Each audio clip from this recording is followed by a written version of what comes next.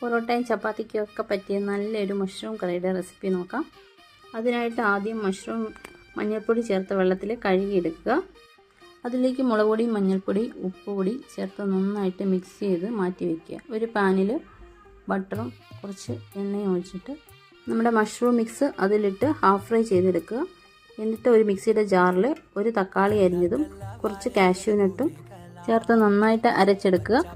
എന്നിട്ട് വേറൊരു പാനിൽ കുറച്ച് എണ്ണ ഒഴിച്ചിട്ട് ഒരു ബേ ലീഫും 2 ഉണക്കമുളക്, പട്ട, ഏലക്ക, ജീരകം, ജിഞ്ചർ ഗാർലിക് പേസ്റ്റ് ഇട്ട് വഴറ്റി അരിഞ്ഞു വെച്ചിരിക്കുന്ന സവാള, പച്ചമുളക് ഇട്ട് നന്നായിട്ട് വഴറ്റിയ ശേഷം മുളക് പൊടി, മഞ്ഞൾപ്പൊടി, മല്ലിപ്പൊടി ചേർത്ത് നന്നായിട്ട് ഇളക്കി അരച്ച് വെച്ച മിക്സ് ആവശ്യത്തിന് ഉപ്പും വെള്ളവും കുറച്ച് കസൂരി മേത്തിയും ചേർത്ത് നന്നായി തിളയ്ക്കുമ്പോൾ നമ്മുടെ മഷ്റൂം മിക്സ് അതിലേക്ക് ചേർത്ത് അടച്ചു വെച്ച് വേവിക്കുക.